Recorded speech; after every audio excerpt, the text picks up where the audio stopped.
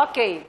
Hoje nós vamos estudar a acidez e basicidade dos compostos orgânicos. Vocês já estudaram na química geral as bases e os ácidos inorgânicos, né? Estudaram os compostos hidroxilados, né? Que representam as bases inorgânicas. Então, hidróxido de sódio, hidróxido de potássio. Aprenderam também os ácidos, ácido sulfúrico, clorídrico. Hoje nós vamos ver quais são os compostos orgânicos que representam essa classe de ácidos e bases. Tá? Antes da gente começar esse assunto de acidez e basicidade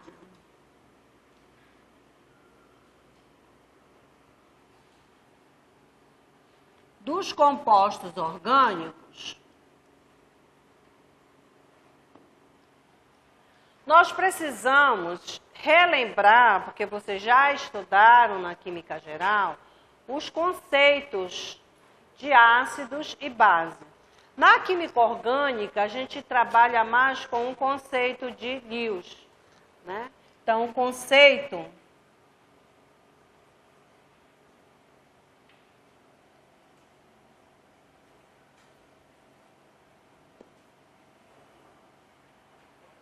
para ácido e base. Segundo Lewis, que esse é o que a gente usa mais na química orgânica, tá? Ácido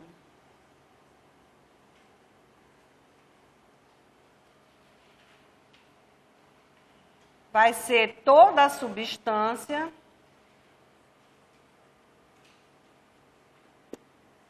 capaz de receber um par de elétrons.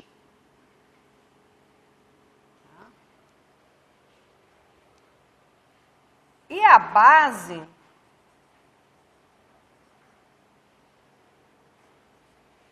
toda a substância capaz de doar um par de elétrons. Esse conceito ele é muito usado na química orgânica.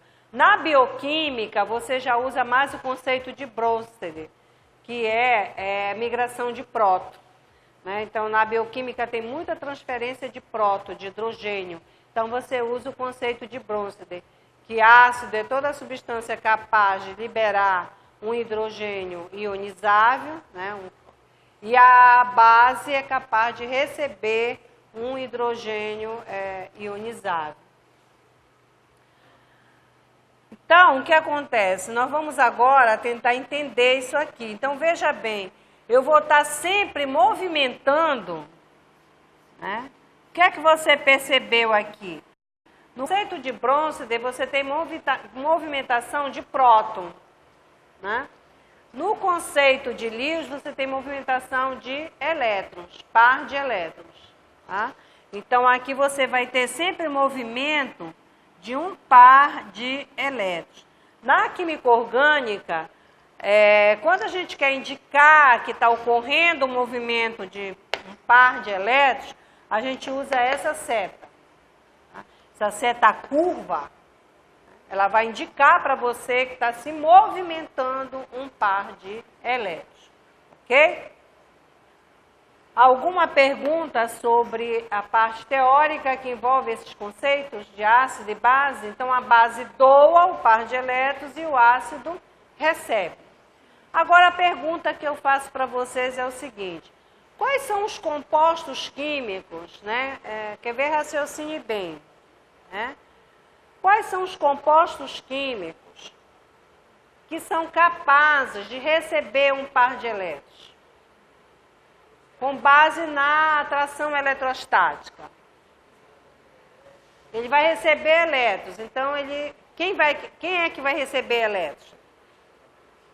Não, os que estão negativos, se eles forem receber elétrons, vai ter repulsão eletrostática.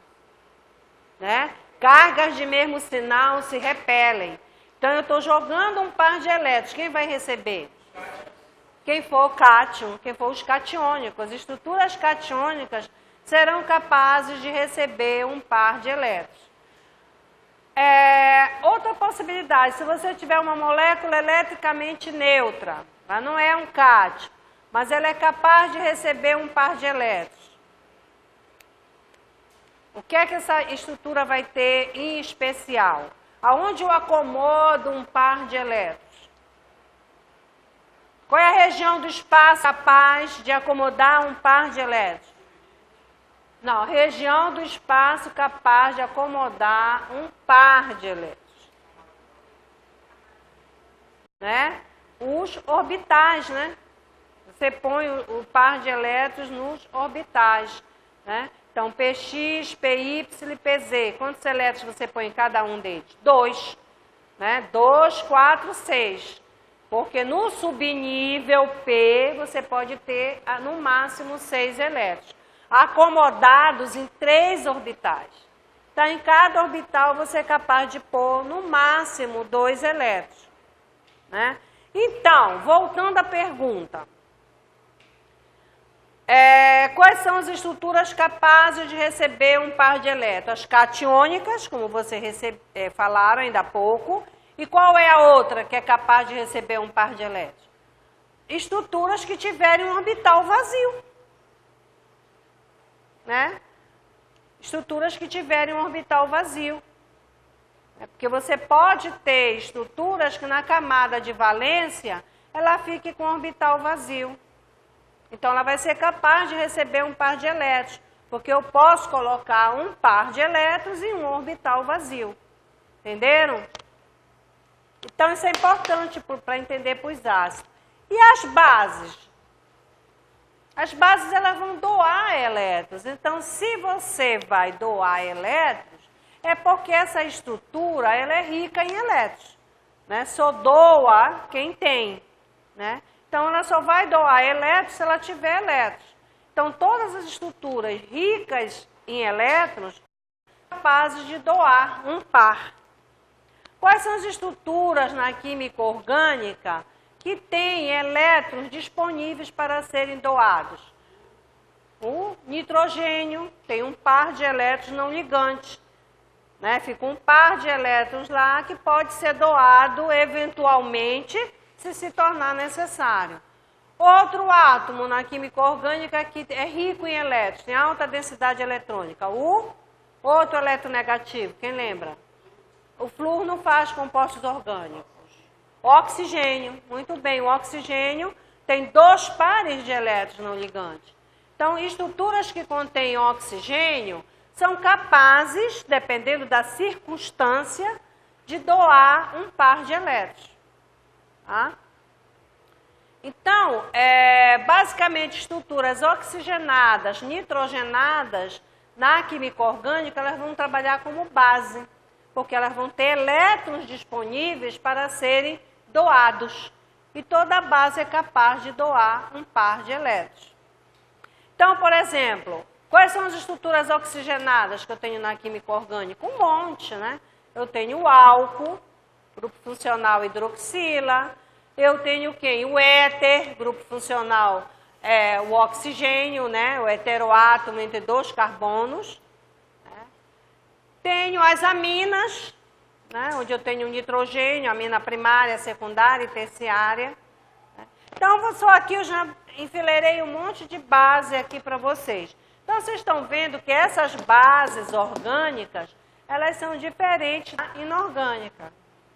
A inorgânica são os compostos hidroxilados, né, que você faz com os metais alcalinos e alcalinos terrosos, na sua grande maioria. Aqui não. São estruturas orgânicas que contêm o heteroátomo oxigênio ou as aminas, né, ou o álcool, ácido carboxílico, enfim, tudo que tiver oxigênio na química orgânica pode vir a funcionar como uma base, dependendo do sistema que tu estiver trabalhando. Tá?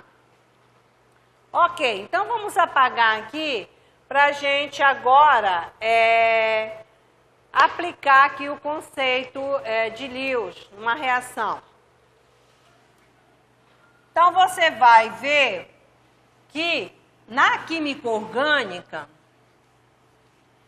é comum você trabalhar com o cloreto de alumínio. Tá? Esse cloreto de alumínio ele é muito usado na química orgânica, principalmente nas reações de substituição eletrofílica aromática. Ele é usado na alquilação e na acilação de Friedel-Crafts. Tá? Por que ele é usado? Porque esse composto aqui, ele na química orgânica, ele é um ácido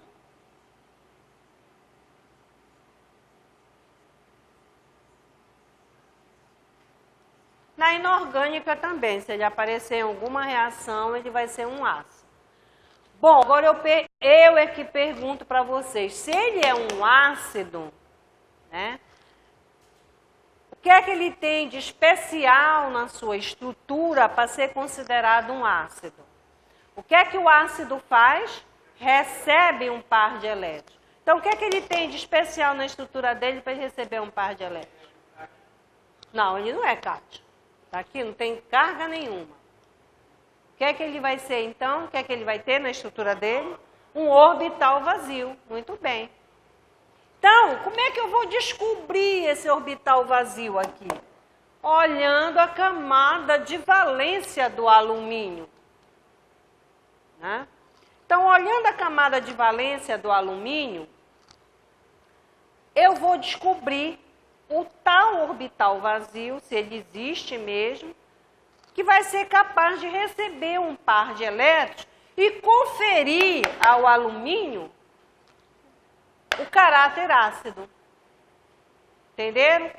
Então, a primeira providência que eu tenho que fazer é localizar o alumínio na tabela periódica. Quem é que tem a tabela aí? Vamos localizar o alumínio na tabela periódica. Grupo e período que o alumínio se encontra.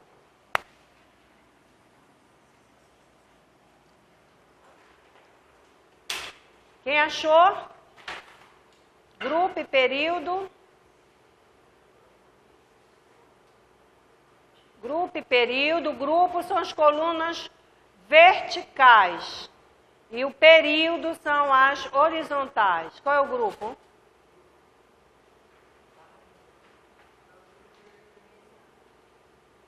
Bora, gente. Qual é o grupo?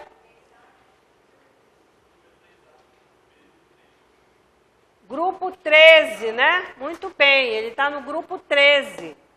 Tá? O alumínio está no grupo 13. Se ele está no grupo 13,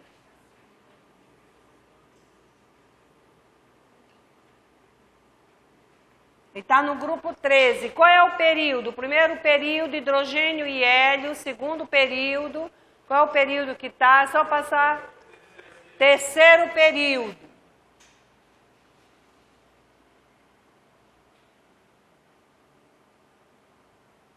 Tá? Então, ele está no grupo 13, terceiro período, ele tem 3 elétrons na camada de valência. Ok? Se ele tem 3 elétrons na camada de valência, e ele está no terceiro período, quais são os orbitais que eu vou usar no terceiro período? Segundo período é o SP, né? Que nós já trabalhamos com o segundo período. Quando nós fizemos a hibridização do carbono, do oxigênio e do nitrogênio. Tá? Esses 3 átomos aqui, ou elementos, eles são do segundo período. Terceiro período, quais são os orbitais? É o S, o P e o D. Só que o D eu só uso se for necessário. Né? Se eu tiver elétrons para colocar no D, eu uso o D. Se eu não tiver, eu uso só o S e o P. No caso do alumínio em especial, eu não vou precisar usar o orbital D. Eu vou usar o orbital S e o orbital P. Aí ele está, ó, no terceiro período. Então, o N é igual a 3, né? Então, eu vou ter aqui, ó, 3S2, certo? E 3P1. Olha, quando eu ponho aqui que é 3P1, eu ainda não especifiquei o orbital, eu estou no subnível. Então, aqui eu estou no subnível S, tá? Orbital S, e coloquei 2 elétrons. Agora aqui, ó. Então, aqui, ó, orbital com 2 elétrons. E aqui vai ser só no 3Px, porque eu só tenho um elétron.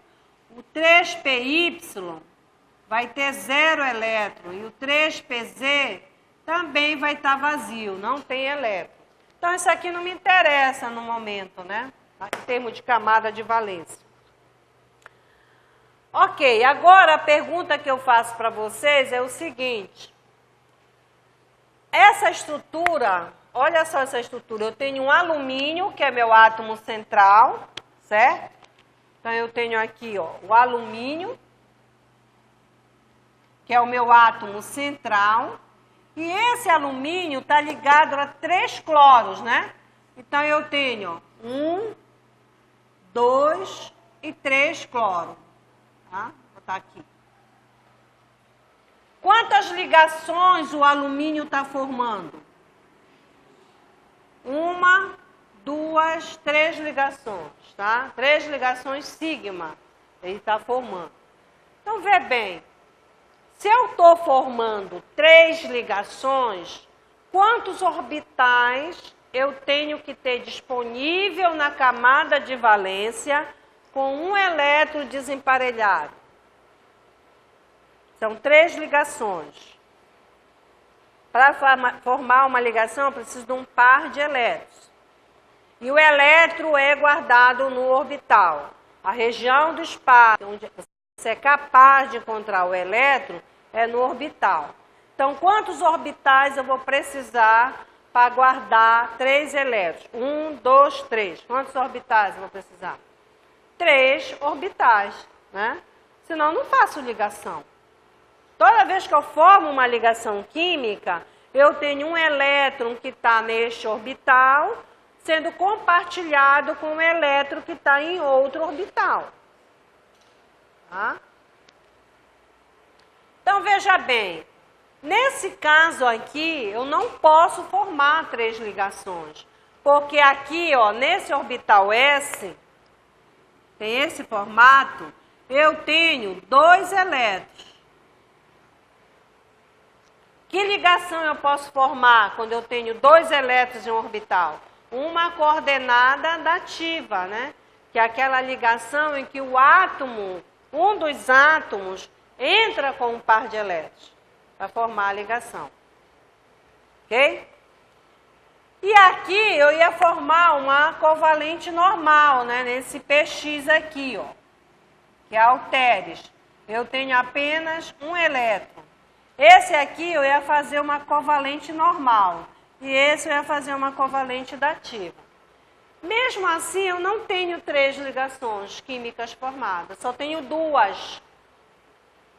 Estão entendendo? Só tenho 2. Porque eu tenho 2 orbitais e estou distribuindo elétrons nesses orbitais. Então, só vou formar 2 ligações. Uma com cada orbital.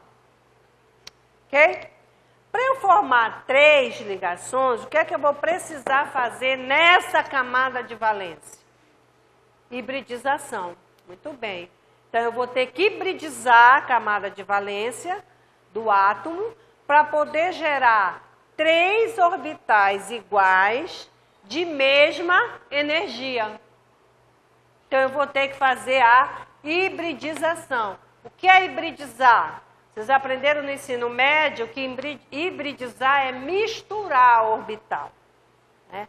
Aqui na universidade, hibridizar é fazer a combinação linear das funções de onda que descreve o orbital. Ok? Então, eu vou fazer a combinação linear das funções de onda que descreve o orbital S, o orbital P. Olha aqui, quantos orbitais eu tenho aqui? Ó? 1, 2, 3, 4. Esses 4 orbitais aqui são orbitais do alumínio, tá?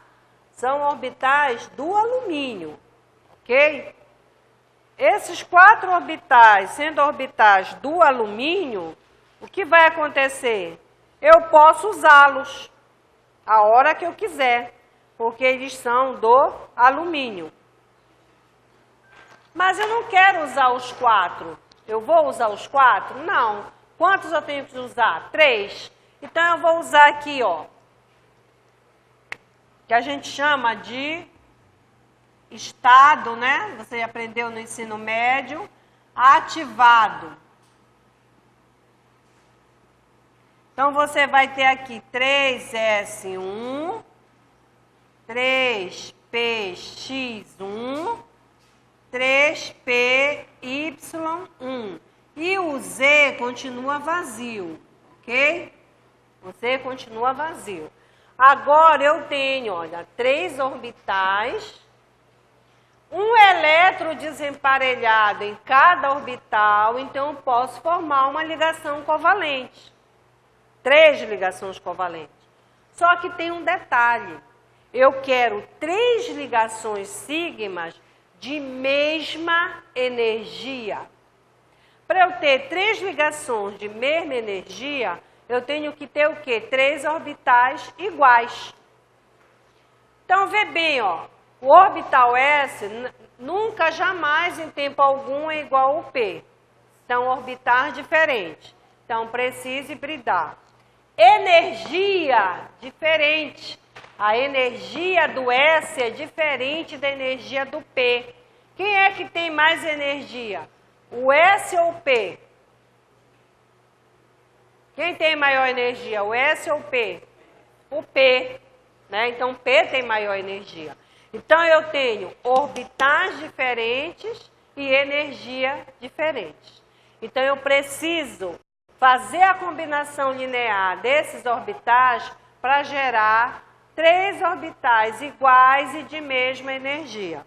Então, como é que eu faço essa hibridização? Eu pego um S e misturo com 2 P's. Não posso meter esse na jogada porque ele está vazio. Então não pode. Só vai entrar na jogada quem tem elétron, que eu quero formar ligação. Eu não posso formar ligação com orbital vazio.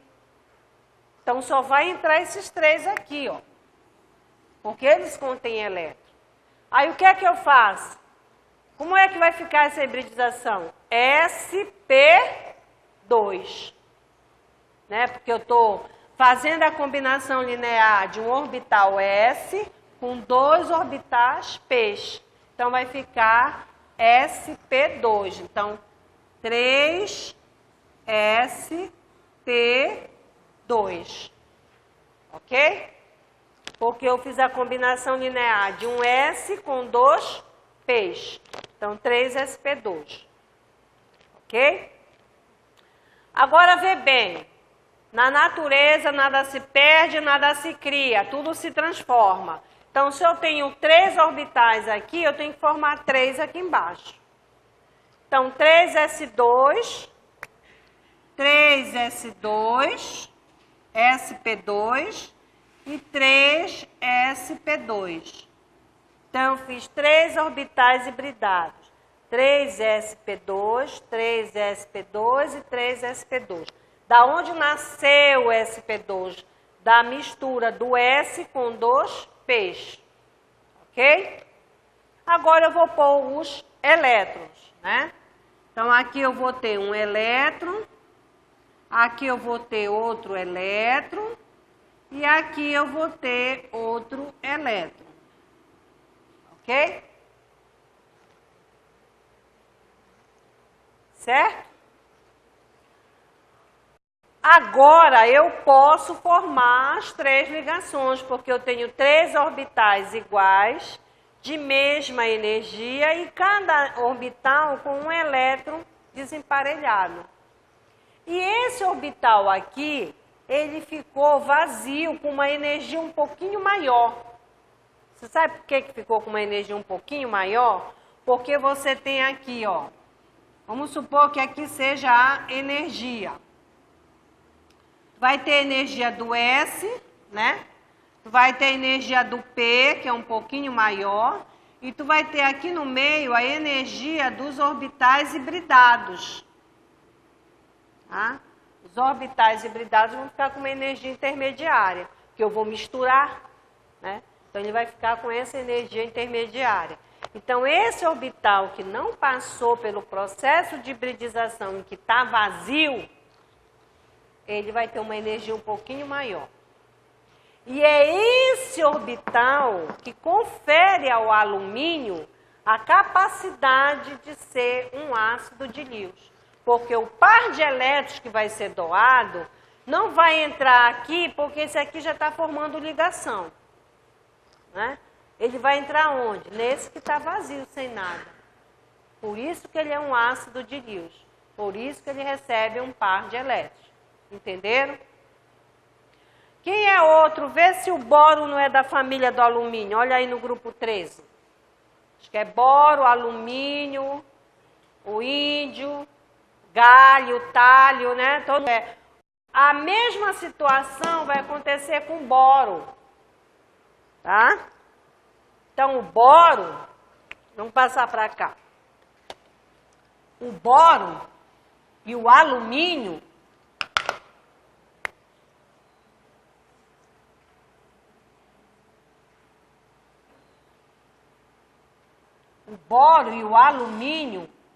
eles formam a hibridização sp2, tanto o boro quanto o alumínio. Só que o boro, ele está num período diferente, né? Qual é o período do boro? Acho que é segundo período. Quer ver? Olha aí. Não é seu nome? Alisson, dá uma olhada aí. Boro é o B. Vê aí, o período é a linha horizontal. Boro, alumínio. Boro é o B, tá? Grupo 13, aqui, ó. Boro, alumínio, galho, índio, ok? É o grupo 13, bem aqui, ó. Se a tua tabela é antiga, vou pegar uma tabela moderna. O boro, B. Então, o boro, ele está no segundo período, tá? Então, o boro está no segundo período. E o alumínio está no terceiro período. É a única diferença. É essa. O boro, como é que vai ficar? Tanto o boro quanto o alumínio tem 3 elétrons na camada de valência, então é igual. Qual é a diferença que faz a diferença? Que o boro está no segundo período e o alumínio está no terceiro período. Então, como é que vai ficar essa hibridização para o boro? Vai ficar 2sp2, 2sp2 e 2sp2. E o 2pz aqui em cima, ó, vazio. E aqui, ele com um elétron. Por isso que os compostos de boro também são ácidos de Lewis.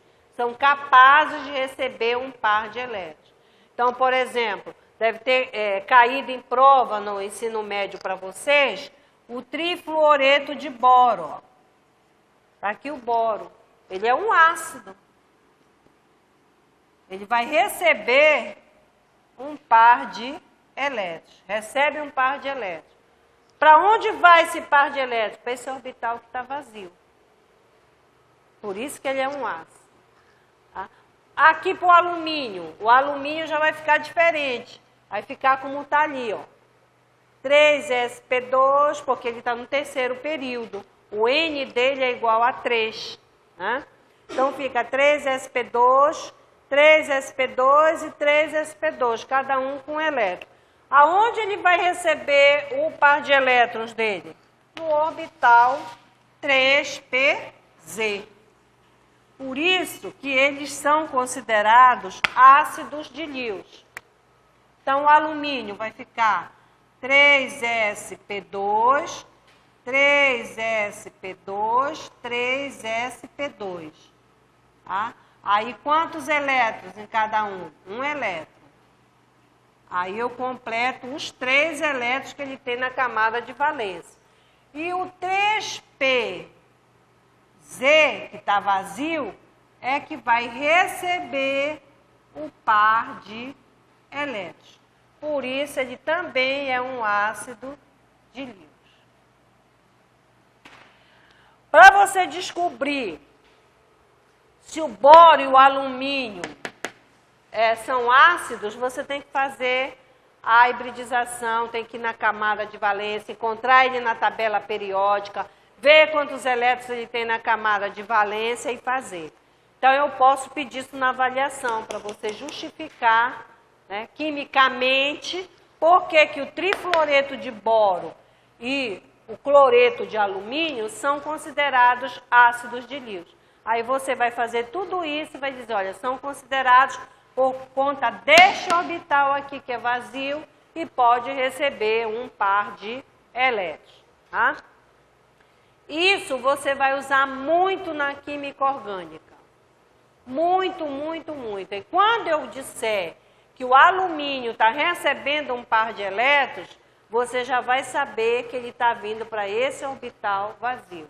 Quando eu fizer uma reação na química orgânica com boro, com trifluoreto de boro, tá? Ou então fizer uma reação com o borano, que é uma adição eletrofílica com borano, aonde o par de elétrons vai acomodar nesse orbital vazio aqui do boro. Tá? Entenderam por que eles são ácidos? Então, vamos prosseguir agora. Agora que você entendeu por que o alumínio é um ácido, eu vou fazer uma reação com o alumínio sendo um ácido de Lewis, tá? E com um trifluoreto de boro sendo um ácido de Lewis, porque você já sabe o porquê que eles são considerados ácidos. Pode apagar aqui? Então, fazer a reação.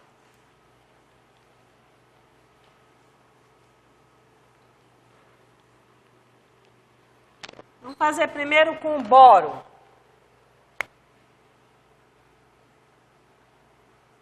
Inclusive, às vezes você olha no livro, você nem entende por que essa seta está vindo para cima do boro. Agora você vai entender. Né? Então, você tem essa reação, vamos suponha você que eu quero, vamos botar aqui o amoníaco.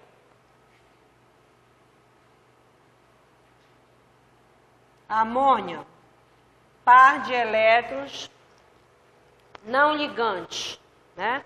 O nitrogênio, você lembrando aí da tua tabela periódica, qual é o grupo do nitrogênio?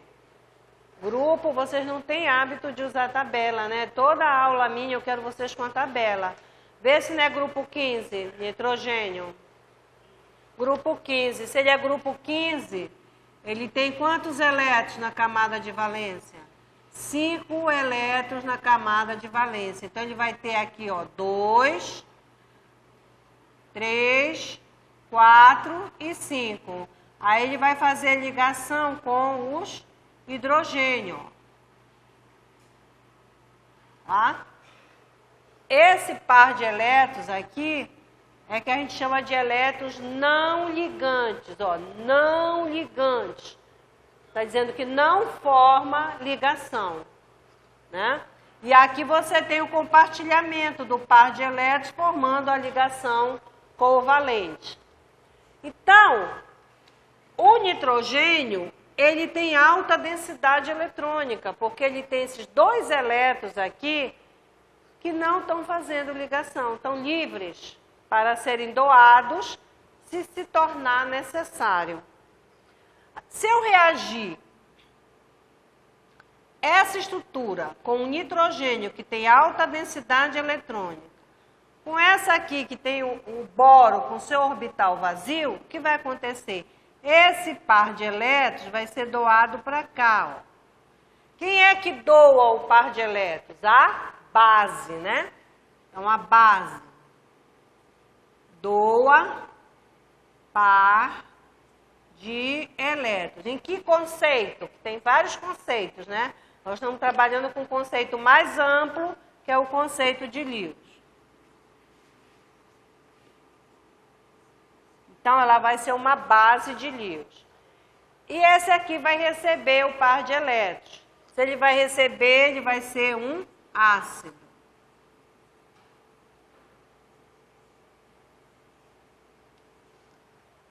Tá? Ele vai ser um ácido. Todo ácido de Lewis na química orgânica, normalmente, ele é um eletrófilo.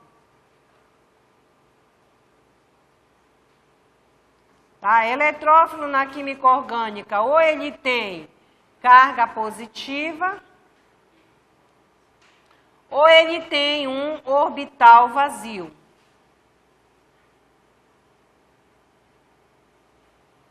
Entenderam? Então, ele vai ser um ácido, porque ele vai receber o par de elétrons. Aí, vê bem, agora vamos raciocinar. O nitrogênio está doando um par de elétrons. No produto dessa reação, qual é a carga que ele vai ficar? Ele está doando o par de elétrons. Quem dá elétrica é o quê? Quem perde elétrons fica o quê? Positivo ou negativo? Positivo. Não tenha medo de responder, responda mesmo, viu? Então, é positivo. Então, ele doou o par de elétrons, vai ficar positivo. E esse aqui está recebendo elétrons, vai ficar negativo. Então, você tem aqui, ó, o produto da tua reação, você faz sem ter que estar memorizando. Tá? Então, você vai ter, ó, o boro vai se ligar a quem? Ó? O par de elétrons significa a formação de uma ligação química, né? Toda ligação química é formada com um par de elétrons. Então, esse par de elétrons significa que eu vou formar uma ligação química com o boro. Qual é a ligação que eu vou formar? Quem está dando o par de elétrons? Nitrogênio. Quem está recebendo? O boro. Então, a ligação vai ser entre o boro e o nitrogênio. Tá? Porque o par de elétrons está vindo do nitrogênio para o boro. Aqui no boro. Então, a ligação química vai ser entre boro e nitrogênio. Agora, eu vou atrás das cargas. Esse par de elétrons que está aqui, ó, foi doado pelo nitrogênio, ele está exatamente aqui, ó. Bem aqui, formando a ligação química. Porque toda vez que eu dou um par de elétrons, eu formo uma ligação química. Então, ele está exatamente aqui. Aí eu digo, olha, o nitrogênio doou esse par de elétrons para formar essa ligação química, então ele vai ficar positivo. O boro recebeu esse par de elétrons para formar essa ligação química, então ele vai ficar negativo. Agora eu escrevo os outros átomos, ó. Aqui o nitrogênio está ligado a 3 hidrogênios e o boro está ligado a 3 flúor. Pronto, está aí o produto da reação. E essa reação, ela é uma reação reversível. Por que ela é reversível? A partir do momento que o nitrogênio disser, eu estou a fim de ter meu par de elétrons de volta, eu fizer isso aqui, ó, devolver o par de elétrons para o nitrogênio, eu volto para o meu produto. Então, por isso ela é reversível. Alguma pergunta? Entendeu? Beleza. Então, esse é o produto da reação. Isso aqui é uma reação ácido-base de Lewis. Agora, vamos ver o alumínio. Tá? Vamos ver a reação com alumínio. Então, é importante a gente entender isso, porque, por exemplo, você pode dizer, olha, Na química orgânica, onde eu vejo uma reação ácido-base. Vocês já estudaram uma estrutura na química orgânica que é rica em elétrons, que o elétron fica dançando de um orbital para o outro. Quem lembra que estrutura é essa? Rica em elétrons e o elétron sai de um orbital P para o outro. E fica ploft, ploft, ploft, ploft. Que estrutura é essa? Que tem a ligação π. Quem lembra? É o alceno, né? O eteno. Né? Então, o eteno é uma base de Lewis também. Ele vai doar par de elétrons. Quais são os elétrons que ele doa? Os elétrons π. Aqui é sigma, aqui é π. Porque, na verdade, na a química quântica, ela diz que esse par de elétrons ele forma uma nuvem de elétrons que está passando por cima e por baixo do encadeamento. Tá?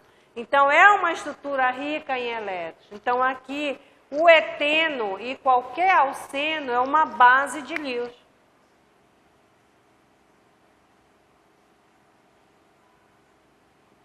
Pode doar um par de elétrons.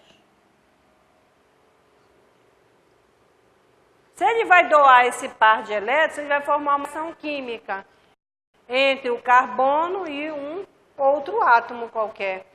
Só que você já sabe que átomo é esse. Qual é os átomos na química orgânica que são capazes de receber elétrons? Quem recebe elétrons está o quê? Qual é a carga que o outro átomo que vai receber esse par de elétrons tem que ter? Negativo tem repulsão, não pode ser negativo. Tu nunca pode jogar par de elétrons para cima de uma espécie química que esteja negativa.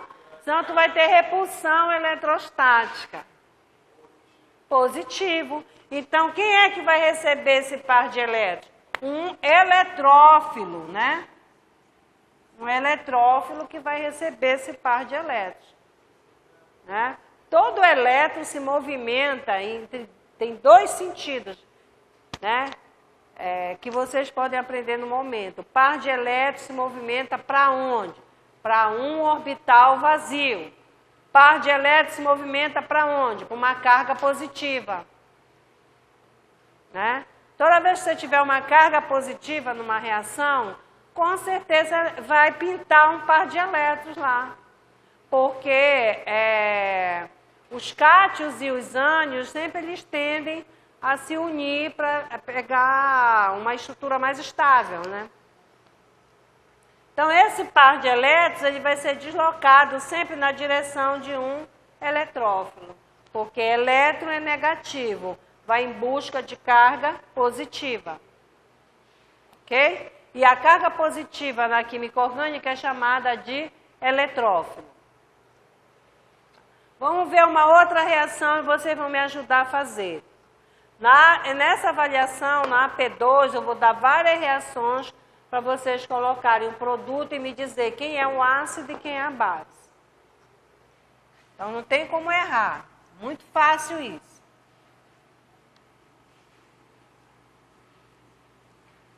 E amanhã, uma hora dessa, a gente já sabe se o Brasil ganhou ou não, né? Ele não me empate, que ganhe dessa vez, né? Então, olha só.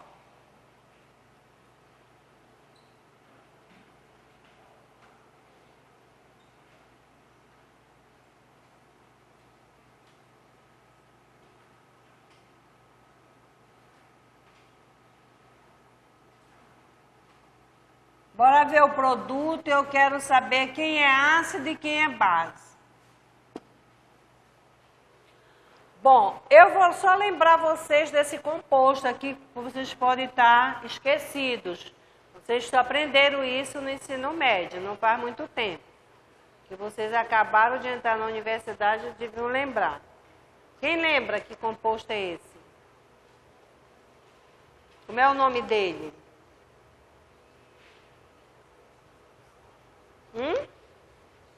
Ninguém lembra? Hidreto, hidreto de sódio. Ele é um hidreto.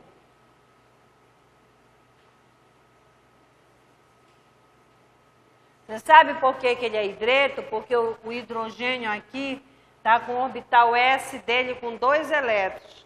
Então, ele se torna um hidreto. Então, aqui você forma uma ligação iônica. Tá? Porque você tem o ânion e o cátion. Então, você forma uma ligação iônica. Ele é o hidreto de sódio. Outra coisa que eu quero dizer para você, na química orgânica, os metais, tanto os metais alcalinos, lembra dos metais alcalinos? Grupo 1 da tabela, né? O lítio, o sódio, o potássio, né? São os mais usados. Então, esses metais alcalinos, na química orgânica, nas reações, eles são chamados de íons espectador.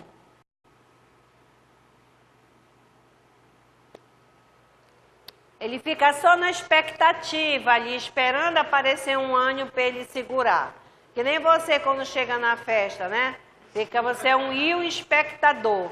Você chega ali, fica na expectativa, olhando, para ver se aparece um ânion lá para você colar e sair acompanhado da festa. Pois é, então assim é o sódio. Ele é um íon espectador.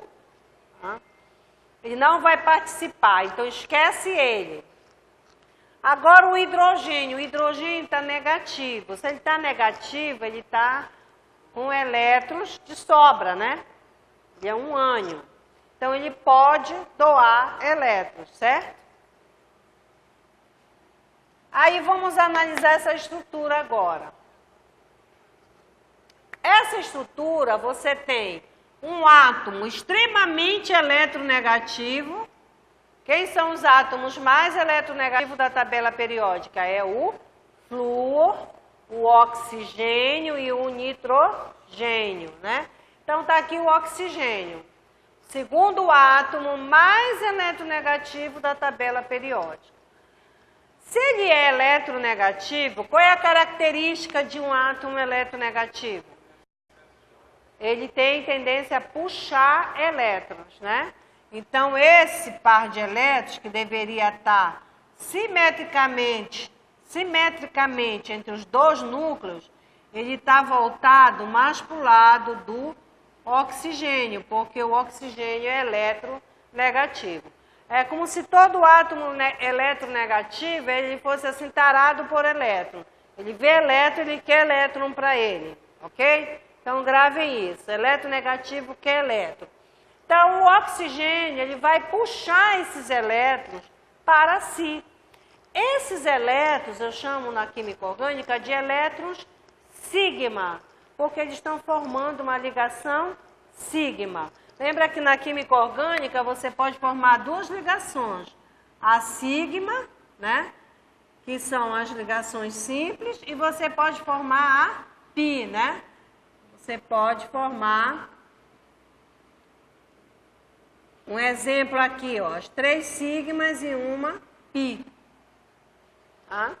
Então, as duas ligações que o carbono pode formar, a sigma e a pi. Então, aqui, esses elétrons que estão formando ligação sigma são chamados de elétrons sigma. Os elétrons que formam a ligação pi são chamados de elétrons pi. Ok? Então, esses elétrons sigma estão voltados para o oxigênio. Então, aqui eu tenho uma região de alta densidade eletrônica, né? Então, aqui, ó, fica parcial negativo, né? Eu tenho alta densidade de elétrons aí. Aqui, não tem quase elétron, porque o hidrogênio, ele só tem um, né? Só tem um elétron. Ele só tem 2 quando ele está na forma de hidreto. Mas na forma de hidrogênio mesmo, ele só tem um. Então, o único elétron que ele tem está voltado aqui para o oxigênio. Então, é como se eu tivesse quase só com o núcleo dele aqui, né? Então, ele vai aqui com uma carga parcial positiva, porque o elétron dele está tombando para o outro lado. Então, aqui, ó, tenho carga positiva, carga negativa, eu criei o quê? Um dipolo, né? Por que que o nome é dipolo? Porque eu tenho dois polos, um positivo e um negativo. Eu criei um dipolo elétrico aqui, ó. Analisei as duas estruturas. Agora eu vou descobrir quem vai doar elétrons e quem vai receber elétrons. Olha só, quem é que está rico em elétrons aqui está negativo? Porque aí você diz, ah, mas professora, mas o oxigênio, tu acabou de falar que ele está rico em elétrons, alta densidade eletrônica. Mas ele está numa estrutura eletricamente neutra. Aqui eu estou com um ânion. Tá? Então, como eu estou com um ânion aqui, quem vai ganhar em termos de densidade de elétrons é esse aqui. Que esse está com excesso. Esse aqui não, ele está com o que ele tem mesmo. Alta densidade eletrônica. Então, mas esse aqui, ele tem mais tendência a doar elétrons do que esse, porque ele está com elétron em excesso. Então, a base vai ser o hidreto nessa reação. O hidreto vai doar um par de elétrons. Agora, vê bem. Se ele é negativo, ele vai doar esse par de elétrons para que átomo dessa estrutura aqui? Ele é negativo. Ele vai doar aqui para onde está negativo, para o oxigênio? Não. Ele vai se ligar onde? Nesse aqui que está positivo. Então, eu vou fazer isso, ó. Ele doa o par de elétrons que ele tem e reação química com esse hidrogênio. Lembra que eu falei que toda vez que eu doar o par de elétrons eu vou formar uma ligação química?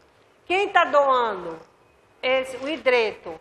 Está doando esse par de elétrons para uma espécie que está com carga parcial positiva, que é esse hidrogênio. Hidrogênio com hidrogênio forma o quê? H2, né? Então, eu vou ter aqui no produto, já tira a interrogação, que aqui no produto eu vou ter, ó, H com H, tá?